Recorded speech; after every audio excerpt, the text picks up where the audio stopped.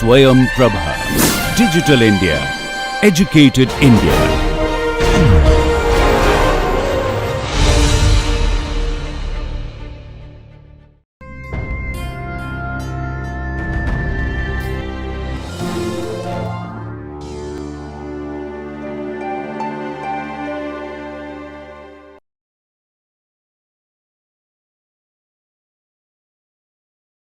Now, you are interested in understanding the concept called strain.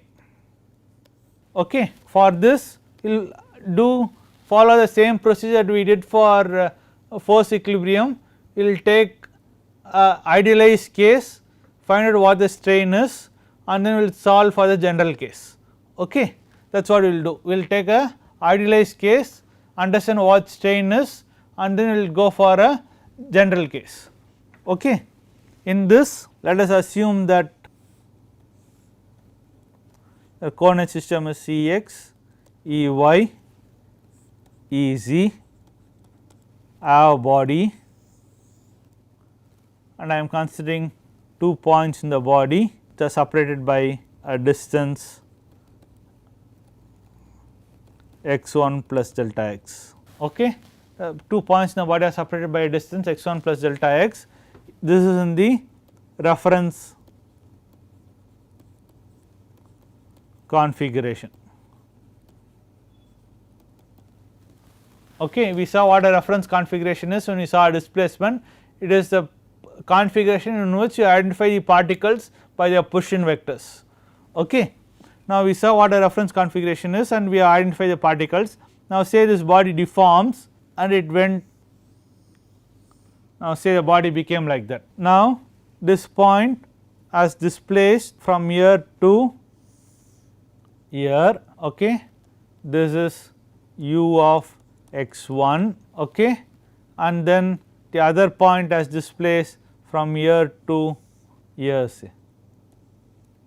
This is u of x1 plus delta x. Okay. What was a line element oriented like this has become a line element which is oriented like that. Okay. Now, let us assume this vector u to have components ux, the functions of x comma y, Ex plus uy x comma y Ey alone. Okay. Now, again from Taylor series expansion, let u of x1 be u of x at u at x1 be u of x1 comma y0 Ex plus u of y x1 comma y1 E of y. The vector u of x at x1 would be u of x at x1 y1 Ex plus u of y at x1 y1 Ey. Similarly, the vector u of x1 plus delta x Ex would be u of x at x1 plus delta x comma y1 plus Ex plus u of y at x1 plus delta x comma y1 Ey. Because I have assumed the line to be oriented along the x direction, hence I have this as the second point. I am adding just delta x Ey because the line is oriented along the x direction alone. There is no change in the y direction or in the z direction because the line is oriented along the x direction alone. Okay. Now, I can write u of x1 plus delta x comma y1 using Taylor series expansion as u of x at x1, u of x at x1 comma y1 plus dou ux by dou x at x equal to x1 comma y1 into delta x plus higher order terms in delta x. Similarly, u of y at x1 plus delta x comma y1 can be written as u of x x1 comma y1 plus dou uy by dou x at x equal to x1 comma y1 into delta x plus higher order terms delta x. this comes from Taylor series.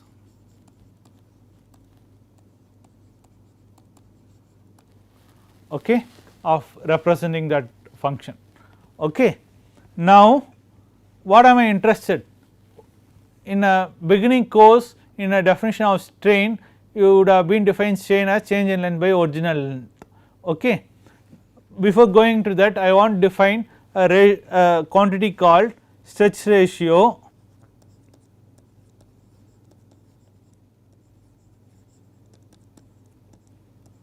lambda of A, that is the direction along which you are defining the stretch ratio. In this case, A would be Ex, because the line element is oriented along the x direction.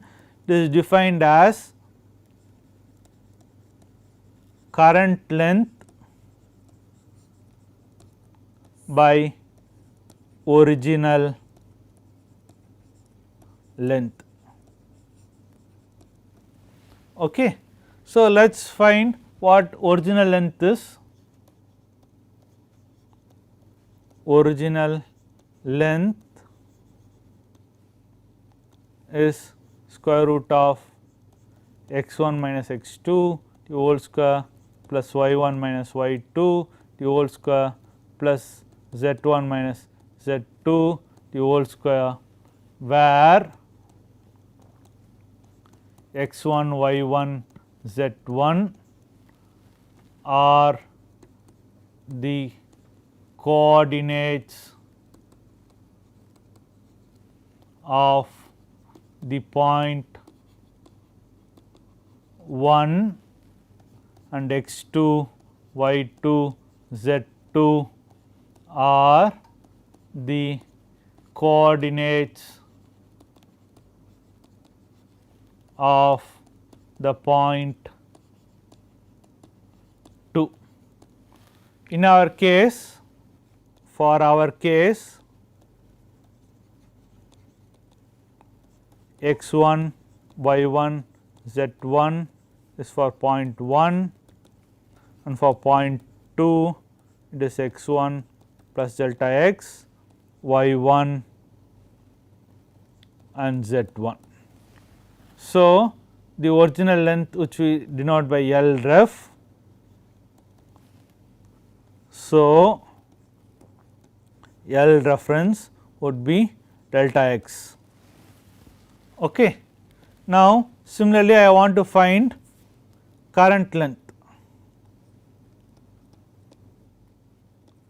Current length equal to L current would be what? We know that if ux1 is the displacement of the point 1, ux2 is the displacement of the point 2, you know that the position vector x1 small x1 and small x2, the position vectors of the point in the current configuration is given by x1 is x1 plus u at x1, right. We saw that from the displacement field. When we looked at displacement field, we saw that small x minus capital X is the displacement field, and hence the small x is capital X plus the displacement field, and x2 is capital X2 plus u of x2, okay, which for our case would be x1 plus ux at x1 comma y1 comma y1 plus uy at x1 comma y1 plus z1, because I assumed u to have only ux and uy components. Okay. Similarly, this will be x2 plus ux at x1 plus delta x comma y1 comma plus uy at x1 plus delta x comma y1 comma z1 will be this displacement, where this x2 is x1 plus delta x. Okay.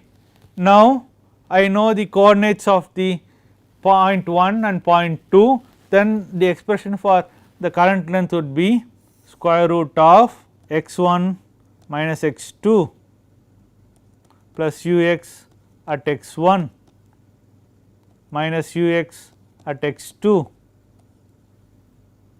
the point x2, the whole square plus y1 plus uy at y1 minus y1 plus uy at x1, this will be uy at x1, uy at x2, the whole square. Z component is plus, it is same, z1 minus z1, the whole square. Okay. Now, let us further simplify the current length. L current is square root of, as we saw on the previous page, it is x1 minus x2 plus u of x at x1 minus u of x at x2, the whole square plus y1 plus u of y at x1 minus y1 plus u of y at x2, the whole square. Okay. x1 minus x2 was minus delta x, ux1 minus ux2 from Taylor series expansion, this will be minus dou ux by dou x delta x, the whole squared, plus y1 minus y1 is 0, uy at x1 minus uy at x2 would be minus dou uy by dou x delta x, the whole squared. This is from noting that from this expression of u of x1, this uy of x2, uy of x2 is given by this expression. From here you will get these expressions. Okay. Now, we will simplify this further, this will be delta x into 1 plus dou ux by dou x whole square plus dou uy by dou x, the whole square, whole power half, that is L current. So, the such ratio lambda E of x along E x direction is L current by L ref, which will be 1 plus dou x by dou x whole square plus 2 times dou x by dou x plus dou uy by dou x, the whole square, the whole under square root. Okay. Now, let us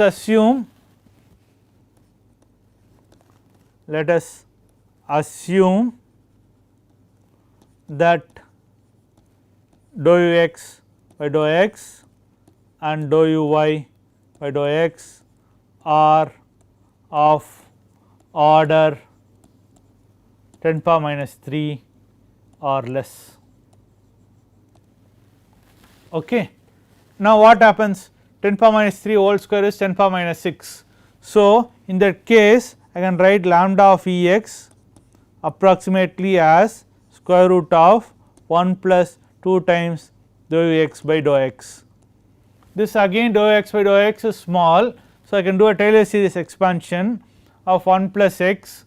So, this will be 1 plus 1 half 2 times dou x by dou x, which is 1 plus dou x by dou x. Here what I have used is, here I use the fact that square root of 1 plus x is equal to 1 plus x by 2 when expanding about 0 and expanding about 0. Okay, that is I am expanding this 1 plus x using a Taylor series expansion about x equal to 0, I will get that expression. You know that dou x by dou x is 10 power minus 3 or lesser than that, which means it is close to 0. So, that is why I get this approximation. Okay. Now, let us go ahead and define one of the strain measures, strain which is change in length by original length. This will be L current minus L ref divided by L ref, which will be L current by L ref minus 1, which will be lambda of E x minus 1. Okay. So, the exact expression for the strain is square root of 1 plus dou x by dou x whole square plus dou u y by dou x whole square minus 1, which can approximate it as dou x by dou x. Okay. So, this is the change in length along the x direction. Change in length along the x direction is computed as that. Okay. So, what you have seen is one such measure. Okay. I can define another measure of strain epsilon tilde of x, which is change in length by current length